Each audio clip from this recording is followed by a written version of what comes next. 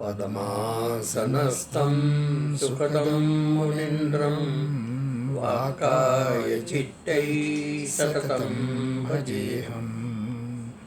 गुरुर्ब्रह्मा गुरुर्विष्णु गुरुर्देवो महेश्वरः, गुरुसाक्षात् परं ब्रह्म तस्मै श्रीगुरुवे नमः। ध्यानमूलं गुरुर्मूर्ति पूजामूलं गुरुर्पदं, मन्त्रमूलं गुरुर्वाक्यं मोक्षमूलं गुरुकृपा। ॐ नमः चण्डिकाय। पुरुषोत्तम किं कर्म पुरुषोत्तम अधिभूतं च किं प्रोक्त अधिभूतं च किं प्रोक्त अधिदेवं किमुच्यते अधिदैवं किमुच्यते अधियज्ञ कथं कोत्र अधियज्ञ कथं गोत्र देहेऽस्मिन् मधुसूदन देहेऽस्मिन् मधुसूदन प्रयाणकाले च कथं प्रयाणकाले च कथं ज्ञेयोऽसि नियतात्मभिः ज्ञेयोऽसि नियतात्मभिः अक्षरं ब्रह्म परमम् अक्षरं ब्रह्म परमं स्वभावोऽध्यात्ममुच्यते स्वभावोऽध्यात्ममुच्यते भूतभावोद्भवकरो भूतभावोद्भवकरो विसर्ग कर्मसंगिता विसर्गकर्मसंहिता अधिभूतं क्षरो भाव अधिभूतं क्षरो भाव पुरुषश्चाधिदैवतम् पुरुषश्चाधिदैवतम् अधियज्ञोऽहमेवात्र अधियज्ञोऽहमेवात्र देहे देहभृताम्बर देहे देहभृताम्बर अन्तकाले च मामेव अन्तकाले च मामेव स्मरणमुक्त्वा कलेवरम् स्मरणमुक्त्वा कलेवरम् यः प्रयाति समद्भावम् यः प्रयाति समद्भावम् याति नात्र संशयो याति नात्यत्र संशयः। चलो, अब जो ये श्लोक है भगवान उत्तर देते हैं, और इसमें जितने भी शब्द है वो एक एक शब्द पर बड़ा गंभीरता से विचार किया गया है। मधुसूदन सरस्वती स्वामी ने अक्षरम परमं ब्रह्म स्वभाव अध्यात्म उच्यते, पहले जो 3 प्रश्न है उसका उत्तर देते हैं। भूत भावोद्भव कर विसर्ग कर्म संगीत अक्षरम ब्रह्म, पहले प्रश्न था ना, किम ब्रह्म किम अध्यात्म किम कर्म पुरुषोत्तम, तो किम तद ब्रह्म, उसके लिए अक्षरम ब्रह्म, अक्षर जो ब्रह्म परमम। स्वभाव अध्यात्म, अध्यात्म क्या है तो स्वभाव, स्वभाव बड़ा महत्वपूर्ण शब्द इसमें। और भूत भावोद्भव कर, भूत में थे संसार के प्राणी, स्थावर और जंगम जो प्राणी है उसका भाव मैंने उसकी उत्पत्ति, और उद्भव का अर्थ होता है उसका वृद्धि। एक होता उत्पत्ति और एक होता उसकी वृद्धि, वृद्धि को करने वाला जो विसर्ग है, विसर्ग मैंने त्याग, त्याग, विसर्ग मैंने त्याग, विसर्ग मतलब त्याग क्या, ये कर्म संगीत कर्म उसको कहा गया है। जो त्याग है उसको कर्म क्या, वो त्याग कैसा है तो भूत भाव उद्भव करो, भूत भाव उद्भव कर, ये जो है उसका विसर्ग का स्वरूप बताया है। तो आगे बताएंगे कि इसका क्या स्वरूप है। तो आगे तुम करते हैं। प्रश्न क्रमेण ही निर्णय प्रश्न अभिष्ट सिद्धि अनायासेन स्याद, जैसे प्रश्न किया अर्जुन ने, अब उसका निर्णय देना है भगवान को, उसको उत्तर देना। तो प्रश्न अभिष्ट सिद्ध है, प्रश्न जो पूछने वाला है उसकी अभिष्ट सिद्धि मैंने उसकी संतुष्टि के लिए उनकी एक जो इच्छा है, उसकी जो प्राप्त करने की इच्छा है, उस इच्छा की प्राप्ति अनायासेन स्यात्, सहज भाव से उसको समझ में आ जाए। इस बात को लेकर शायद इत्य अभिप्रायवान, इस प्रकार का अभिप्राय मन में जिसकी धारणा है, मन में जिसकी इच्छा है, मन में जिसका संकल्प है, ऐसे भगवान जो है अत्र मैंने यहाँ पर श्लोकेन प्रश्नत्रयम्, इस श्लोक के माध्यम से 3 प्रश्न का क्रमेण निर्धारितवान, क्रम से उसका उत्तर देने के लिए भगवान तत्पर होते हैं। एवं द्वितीय श्लोकेपि, द्वितीय श्लोक आएगा उसमें, इसके बाद तीसरे व चौथा श्लोक, प्रश्नत्रयं तृतीयकेन त्वेकमेव विभागः। तो दूसरे श्लोक में उन्होंने 3 श्लोक का उत्तर दिया है, और जो चौथा श्लोक, तीसरा श्लोक होगा उसमें 1 प्रश्न का उत्तर दिया है। इस प्रकार से भगवान ने 3 श्लोकों में 7 प्रश्न का उत्तर दिया है। अच्छा, अब यहाँ पर ब्रह्म के विषय में आता है, निरुपाधिकम एव ब्रह्मत्र। यहाँ जो ब्रह्म शब्द दिया है निरुपाधिक ब्रह्म है। अक्षरम ब्रह्म, अक्षर कैसा है? अक्षर क्या, ब्रह्म क्या है? तो अक्षर है। ब्रह्म क्या है? अक्षर है। तो निरुपाधिकम एव, किसी भी प्रकार की उपाधि, माया से असंस्पृष्ट ऐसी उपाधि रहित, विवक्षितम ब्रह्म शब्देन, ब्रह्म शब्द से यहाँ पर भगवान का ऐसा विवक्षा है। न तो शोभाधिकम, शोभाधिक ब्रह्म के विषय में यहाँ पर ये प्रश्न नहीं है। प्रथम प्रश्न से उत्तरम आहा, पहले प्रश्न का उत्तर जो है भगवान यहाँ पर बताए हैं। अक्षरम न क्षरते अविनाशी, जो कभी क्षरण नहीं होता है, यह अविनाशी जो है उसको अक्षर कहते हैं। अब यहाँ पर बहुत बड़ा झंझट है कि अक्षर जो है उसका अर्थ आप ब्रह्म कैसे करते हैं, है ना? अक्षर का प्राण शब्द है वर्णात्मक, अक्षर को वर्णात्मक मानते हैं, तो अक्षर का यहाँ पर ब्रह्म शब्द अर्थ कैसे होता है इसके विषय में बताएंगे। तो न क्षरती अविनाशी और अश्नुत्व, अविनाशी अश्नुते। अब अश्नुत्व का अर्थ कहता है कि अश्नुते व्याप्नोति सर्वमिति, अश्नु धातु व्यापक अर्थ में, सर्वम सर्वम व्याप्नोति, सब कुछ व्याप्त कर दे, यानी कि उस अक्षर के द्वारा सारा जगत, सारा विश्व, सारा अनंत ब्रह्मांड व्याप्त हो जाए, इसको कहते हैं अक्षर। सर्वमिति सर्वव्यापकम, सर्वम अश्नुते, सर्वम अश्नुते मैंने सबको व्याप्त करते, अर्थात सर्वव्यापकम। ये जो है तत्व अक्षर जो है वो सबको व्याप्त करके तिष्ठ होता है। अब यहाँ एक बात है कि अक्षर जो है यदि हम उसको वर्ण मानते हैं तो वर्ण की उत्पत्ति और नाश होता है। वर्ण उत्पन्न होता है, हम उच्चारण करते हैं, उत्पन्न हुआ, फिर नाश हो गया, समाप्त हो गया, मंद पड़ गया, नहीं सुनाई दिया इत्यादि। तो वर्ण उत्पन्न होता है तो उत्पन्न होने वाला जो है वो अक्षर ब्रह्म नहीं हो सकता, शुद्ध ब्रह्म नहीं हो सकता। लेकिन अक्षर का यहाँ पर अर्थ क्या क्या? व्यापक। व्यापक का मतलब अनंत, यानी कि संपूर्ण अनंत ब्रह्मांड, अनंत कोटि ब्रह्मांड है, उसमें व्याप्त है, ऐसा ही अक्षर है व्याप्त। इसके विषय में वहाँ पर अक्षर के विषय में उपनिषद में कहा है निर्धारित रूप से, एतद्वैतदक्षरम गार्गी ब्राह्मणा अभिवदन्ति अस्थूणम अणुम अणुम। एतद्वै गार्गी, हे एतद्वै मैंने ये जो अक्षर है, तद अक्षरम हे गार्गी, ब्राह्मणा मैंने जो विद्वान लोग है, जो त्रिकालदर्शी है, जो ज्ञानवान है, ऐसे व्यक्ति जो है अभिवदन्ति, क्या कहते हैं? तो अस्थूलम अणु, अस्थूल है और अणु है, अर्थात कि वो अत्यंत सूक्ष्म है और वो अणु भी नहीं है, इस प्रकार से इसका व्याख्या करते इत्यादि उपक्रम में ऐसा उपक्रम करते। एतस्याक्षरस्य प्रशासने गार्गी सूर्यचंद्रमसो वितृतौ तिष्ठतः नान्यततोऽस्ति दृष्टः। अब इसके बाद कहते इत्यादि मध्य परामर्श्य, हाँ, इसका उपक्रम करके एतस्य वाक्षर से, इस अक्षर का, अक्षर है ये अक्षर जो है प्रशासने गार्गी, ये प्रशासन यानी कि सबका शासन करने वाला है।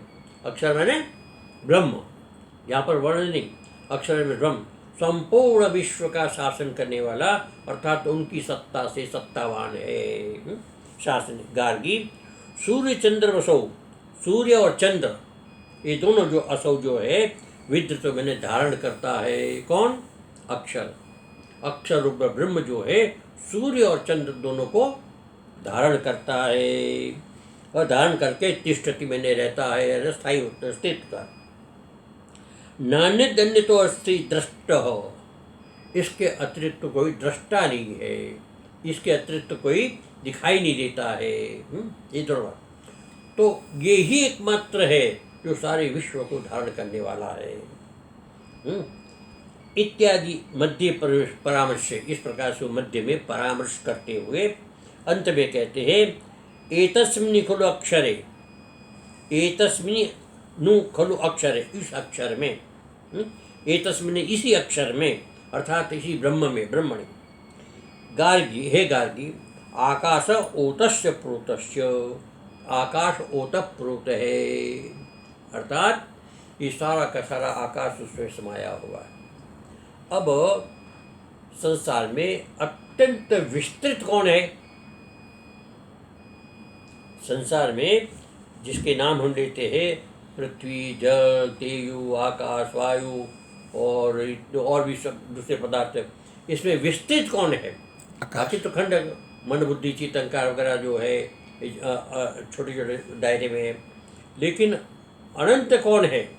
तो वहाँ पर देखने में आता है आकाश जो है वो अनंत है, आकाश से बड़ा कोई नहीं है।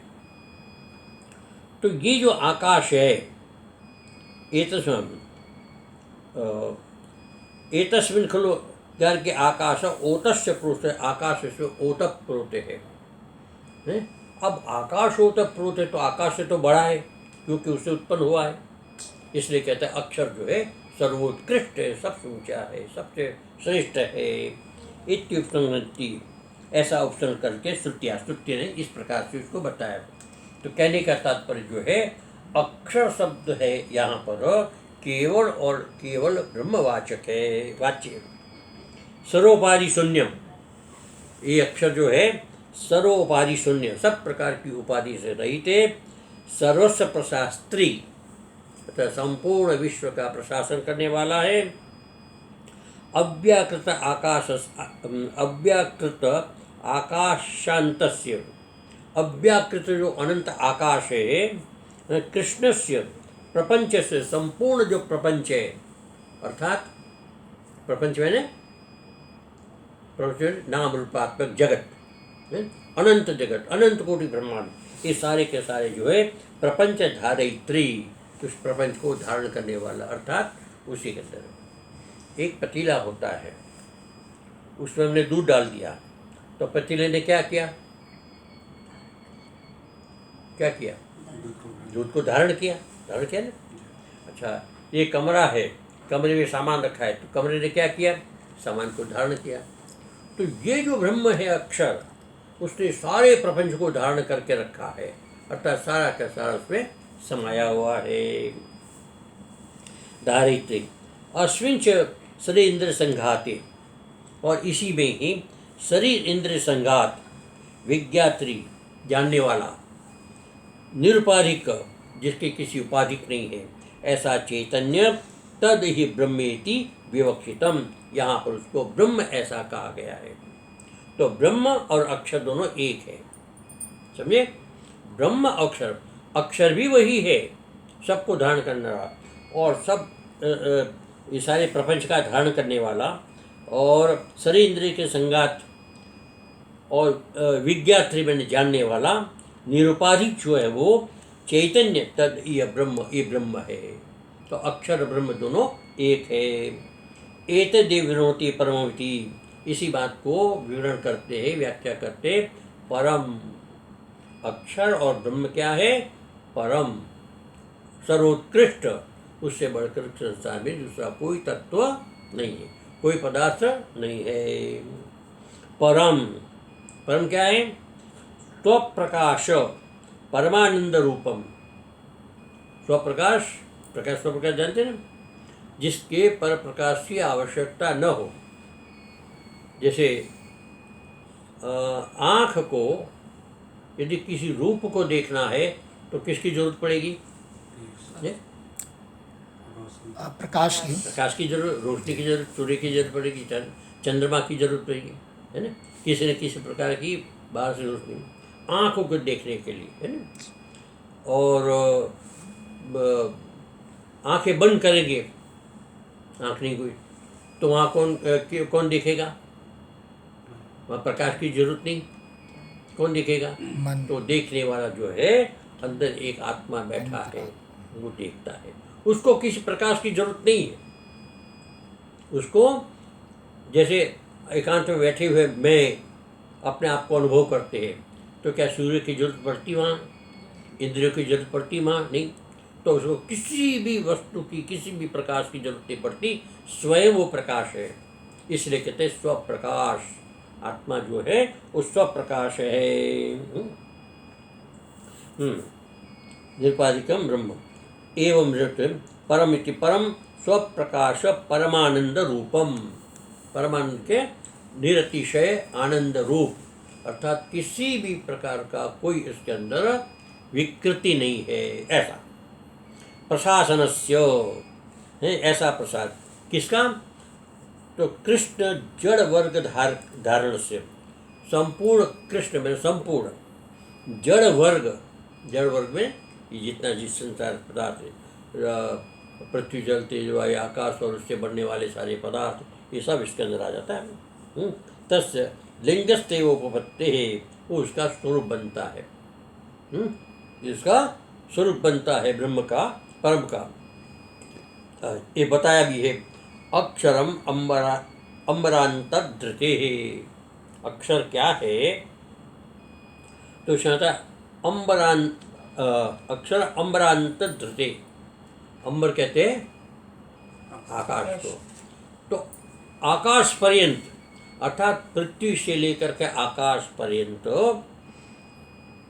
पृथ्वी से लेकर आकाश पर्यंत वो धृते में धारण करता है।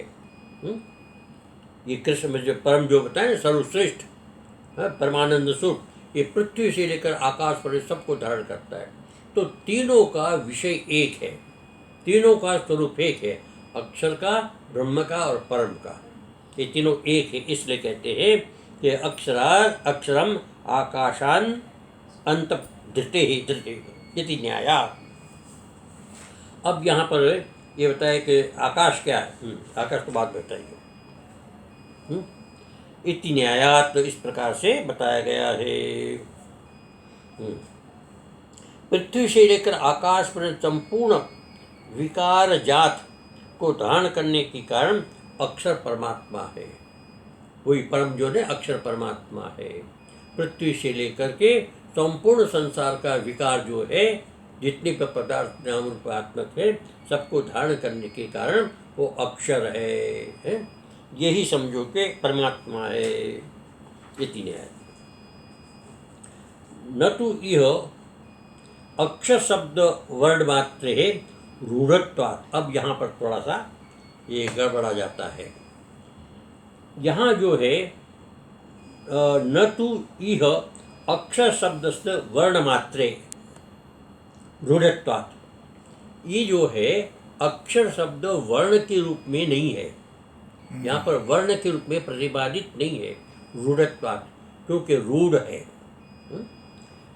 रूढ़त्वात् श्रुति लिंगा अधिकरण न्याय मूल के न, एक न्याय श्रुति लिंग अधिकरण नाम का एक वो है विषय। तो वो थोड़ा सा मैं आपको इसमें समझा देता हूँ। श्रुति लिंग अधिकरण जो है जैमिनीय प्रणीत जो मीमांसा दर्शन है उसके अंदर ये है, और तृतीय अध्याय के तृतीय पाद का 7वां अधिकरण है। इसको बलाबल अधिकरण भी कहते हैं। बलाबल अधिकरण अध्याय कहते हैं। इस अधिकरण का प्रारंभ एक सूत्र से होता है। उस सूत्र में 6 चीज है प्रमाण: श्रुति, लिंग, वाक्य, प्रकरण, स्थान, समाख्या नाम समवाय। समय माने जब एकत्र एक जगह पर हो जाए, या समझो कि श्रुति और लिंग हो जाए, कहीं श्रुति और वाक्य हो जाए, कहीं श्रुति और प्रमाण हो जाए, कहीं लिंग और प्रकरण हो जाए। इस प्रकार से अलग 2, 3, 4 जहाँ इकट्ठे हो जाए प्रमाण। अब उसमें किसके आधार पर शब्द की व्याख्या करें, किसके आधार पर शब्द का अर्थ करें, तो इस विषय में यहाँ बताया कि समवाये परदौर्बल्यम अर्थ निष्कर्ष अर्थ विप्रकर्षात्। तो परापर का दुर्बल होता है, जो पर जो है वो दुर्बल मान जाए, पूर्व जो है वो प्रबल माना जाएगा। एक व्याकरण आता है पूर्वोत्तरा सिद्धम। हाँ, पूर्वोत्तरा सिद्धम आता है ना, क्या क्या था पूर्वोत्तरा सिद्धम? जो पहले के ये त्रिपाद और जो है चपात शब्द त्रिपादम प्रति पूर्वपति, शास्त्रम सिद्धम। ये जो है कि 3 पाद के प्रति 1 पाद जो है वो बलवान होता है। त्रिपाद पूरे सप्ताह अध्याय और 1 पाद हाँ मिला के जो बच्चे 3 है वो गौण हो जाता है। बस इसी प्रकार से यहाँ पर ये जो है पूर्व के प्रति प्रगौण हो जाता है। यहाँ पर ये जो 6 है पूर्व के प्रति प्रगौण हो जाता है। इस प्रकार का इस सूत्र का अर्थ है। इस सूत्र में होता है कि इसका अभिप्राय यह है कि श्रुति, लिंग, वाक्य, प्रमाण, स्थान, समाख्या, इन 6 प्रमाणों में से यदि अनेक प्रमाण के एक स्थान पर इकट्ठे प्रवृत्त होने और उसमें विरोध होने पर, अब कई प्रमाण इकट्ठे हो गए, अब किस प्रमाण के आधार पर शब्द का अर्थ करें, तो कहते हैं इस अवसर पर अवसर आ जाए तो उनमें से उत्तर को दुर्बल और पूर्व को प्रबल मानते। ठीक है, समझा जाए। ठीक है, इसी आधार पर गुण प्रधान भाव का निर्णय करना चाहिए। गुण और प्रधान, गुण की प्रधानता किसमें, उसके आधार पर शब्द का निर्णय करना चाहिए। अब इसी नाम से इसको कहते हैं बला अधिकरण। अपने अर्थ को बोधन और प्रामाण्य के लिए किसी अन्य की अपेक्षा न करने वाला शब्द प्रमाण श्रुति कहलाता है। अपने अर्थ का बोधन, कोई श्रुति में वेद में शब्द है तो अपने अर्थ का बोधन करा देता है प्रामाणिक, किसी अन्य की अपेक्षा न पड़े, अपना शब्द ही अपने अर्थ को प्रतिपादित कर देता है, तो उसको श्रुति कहते हैं। अर्थात उस शब्द की व्याख्या के लिए किसी और प्रमाण की अपेक्षा न हो, शब्द प्रमाण से ही, श्रुति से ही उसका अपने आप में अर्थ हो जाए, इसको श्रुति प्रमाण कहते हैं। यह श्रुति लिंगाति परवर्ती प्रमाणों की अपेक्षा अधिक बलवती होती है। इसलिए उसे माना गया है कि श्रुति में कहा गया शब्द जो है प्रामाण्य होता है। श्रुति में वेद का शब्द जो है प्रामाण्य होता है, सर्वोपरि होता है, ऐसा माना। इसलिए श्रुति शब्द यहाँ पे पहले आया। शब्द के सामर्थ्य को लिंग कहते हैं, शब्द के सामर्थ्य को या शब्द के स्वरूप को लिंग कहते हैं। सामर्थ्य अर्थ, और सामर्थ्य का अर्थ रूढ़ी है। शब्द की सामर्थ्य जो ने, मान लो कि कुछ रूढ़ शब्द याद है आपको, किसी विशेष अर्थ में रूढ़ होता है शब्द है। पंकज तो यौगिक शब्द है। कौशल क्या? कौशल नहीं तो ये भी समझो कि यौगिक शब्द बनता है। ऐसा कुछ शब्द होते जो रूढ़ होते हैं, उसी शब्द में ही उसका प्रयोग होता है, इसके अतिरिक्त शब्द का प्रयोग नहीं होता है, उसी अर्थ में ही उसका प्रयोग होता है। ऐसे रूढ़ शब्द होते हैं, तो वो रूढ़ जो है इसको रूढ़ कहते हैं। छठे प्रमाण समाख्या, छठा प्रमाण शब्द के अंत में समाख्या है। समाख्या का अर्थ होता है यौगिक शब्द। यौगिक मैंने धातु प्रकृति से बना हुआ शब्द जो है, प्रकृति से बना हुआ शब्द, वो रूढ़, ये यौगिक शब्द है। यौगिक से रूढ़ प्रबल होती है, यौगिक से रूढ़ प्रबल होता है, पता है इसमें। हाँ, श्रुतिलिंग। हाँ, तो ये जो है ना श्रुति, वो उनके शब्द रूढ़ होते, श्रुति के शब्द, जो उसने जिस अर्थ में इसका प्रतिपादन किया वह वही अर्थ रहेगा।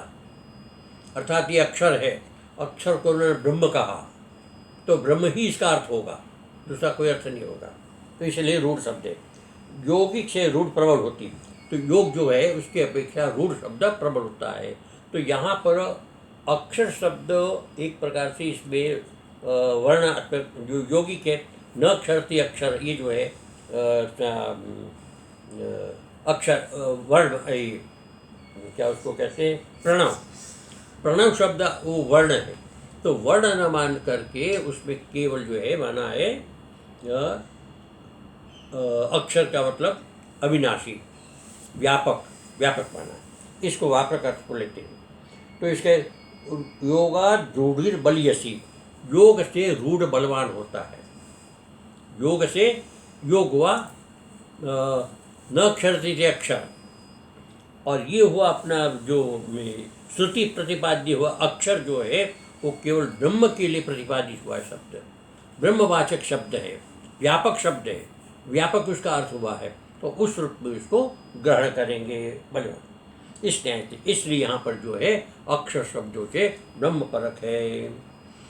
रूढ़ि योग अपहति, रूढ़ि जो है योग का अपरिहार करते हैं, दूर करती थी। इति न्याय न।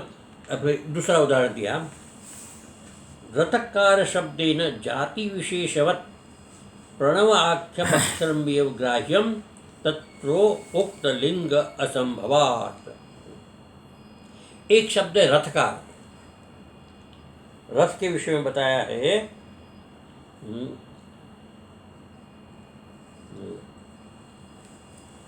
वर्षतु रथकार आदधीत, वर्षा काल में रथ यज्ञाध्यान करे, वर्षा काल में रथकार अग्न्याधान करे, वर्षा की ऋतु में रथकार जो है अग्नि का आधान करे, आधान करे अग्नि प्रज्वलित करे, किसके लिए, यज्ञ के लिए। अब यहाँ पर रथकार शब्द जो है वो किस अर्थ में लिया जाएगा, तो रथकार का दो अर्थ है, रथम करोति से रथकार, अब रथ करता है इसको रथकार कहते हैं। अब रथ जो करने वाला कौन हो सकता है, कोई भी हो सकता है, रथ ब्राह्मण भी कर सकता है, रथ बनाने वाला वैश्य भी हो सकता है, रथ बनाने वाला शूद्र भी हो सकता है, वैश्य बनाने क्षत्रिय भी हो सकता होता है, तो कोई भी हो सकता है इसके अंदर। तो ये व्युत्पन्न शब्द है, योग शब्द, यौगिक शब्द है। और यहाँ पर रथकार शब्द है ना, उसको रूढ़ कर दिया जाति अर्थ में। रथकार जाति, रथकार जो है सुधन्वा नाम की जाति है, रथकार सुधन्वा नाम की जाति है। तो कहते हैं रथकार शब्देन जाति विशेषत्वात्, यहाँ जाति विशेष के अर्थ में प्रयोग किया गया है। इसीलिए इसी प्रकार से प्रणव आख्यम अक्षरम, प्रणव रूप से जो अक्षर है उसका यहाँ पर कोई अर्थ न होने के कारण, उसका कोई लिंग न होने के कारण, इसका कोई स्वरूप न होने के कारण ये तत्र ग्राह्यम न ग्राह्यम, इसका ग्राह्य नहीं है। अक्षर जो है इसके अंदर प्रणव के लिए वो ग्राह्य नहीं है, अक्षर जो है प्रणव के लिए ग्राह्य नहीं। ओम इति एकाक्षरम ब्रह्म इति च परेण विशेषणात्, भगवान ने गीता में आगे कहा है, यदि यहाँ प्रणव शब्द होता, ये अक्षर का प्रणव शब्द होता, तो यहाँ पर उसका कोई विशेषण होता, यहाँ पर कोई विशेष ऐसा है नहीं। और वहाँ पर भगवान ने वो दिया है ओम इति एकाक्षरम ब्रह्म व्यावरण अनुस्मरण। तो ओम इति एकाक्षरम, ओम ये एकाक्षर ब्रह्म वर्ण है, तो यहाँ पर वर्णवाचक है, वहाँ पर वर्णवाचक, यहाँ पर वर्णवाचक नहीं है। इस विशेषता अनर्थक्य प्रतिहता नाम विपरीतम बलाबलम, जब कोई अर्थ की उत्पत्ति न हो ठीक ढंग से, जो कोई अर्थ की उत्पत्ति ठीक ढंग से न हो तो उसके विपरीत बलाबल हो जाता है। रूढ़ी जो है वो यौगिक को ग्रहण कर लेती है। या तो आया था ना कि यौगिक से बढ़कर के रूढ़ी होती है, लेकिन वहाँ पर समझो कि कोई इसका अर्थ व्यवस्थित न हो सके तो वहाँ पर रूढ़ी से अपेक्षा यौगिक शब्द बलवान हो जाता है। तो वहाँ पर यौगिक शब्द यहाँ पर बलवान हो जाता है अक्षर, और अक्षर का होता है न अक्षर तिथि अक्षर है। तो इस प्रकार से बलवान होकर के अक्षर शब्द जो है ब्रह्मवाचक होता है, न के प्रणवाचक। इति न्याय। वर्षासु रथकार आदजीत, वर्षा काल में रथकार जो है आदती थी।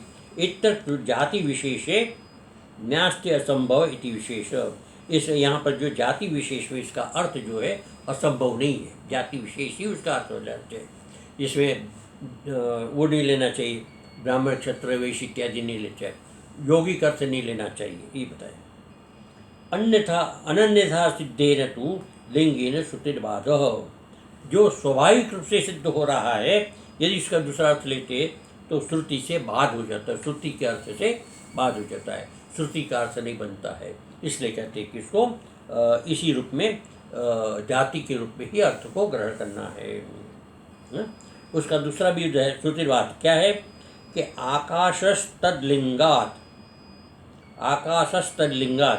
इति इत्यादि विवृतः।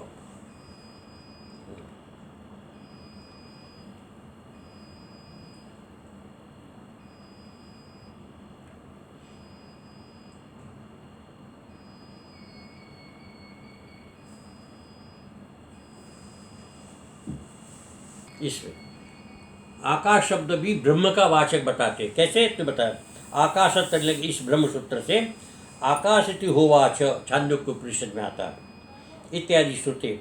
आकाश शब्द से ब्रह्म का ग्रहण युक्त है, आकाश शब्द से ब्रह्म का ग्रहण युक्त है। आकाश किसको कहते हैं? पंचभूत में आता है, आकाश पंचभूत में आता है, लेकिन आकाश शब्द को ब्रह्म शब्द से उसका व्याख्या होती है, क्योंकि यहाँ ब्रह्म का लिंग देखा गया, अर्थात ब्रह्म का स्वरूप देखा गया आकाश का श्रुति में। तो इस बात को यहाँ उपनिषद में कहा है। उपनिषद का वाक्य छांदोग्य विषय कथा में एक सालवत्य नामक एक ब्राह्मण है, वो राजा जयबाली से पूछते हैं, प्रश्न करते, जयबाली से पूछता है, अस्य लोकस्य का गति इत्य आकाश इति होवाच। इसने पूछा शालावत्य ने कि अस्य लोकस्य क्या गति, इस लोक की क्या गति है।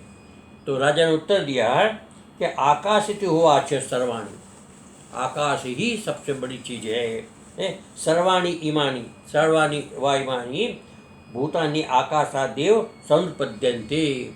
ये जितने भी संसार के भूत है, पृथ्वी जल तेज वायु आकाश, पृथ्वी जल तेज वायु आकाश इत्यादि जितने भी पदार्थ है, वो ये एक आकाश से ही उत्पन्न होते हैं। अब आकाश से आकाश तो उत्पन्न ही होगा नहीं, है ना। तो यहाँ क्या श्रुति क्या कहती कि आकाश से भूत उत्पन्न होते, भूत का मतलब 5 भूत। अब आकाश का मतलब हुआ ब्रह्म, उस परमात्मा से ही ये सारे के सारे पदार्थ उत्पन्न हुए हैं। ये यहाँ पर है संपत्ति आकाशम प्रत्य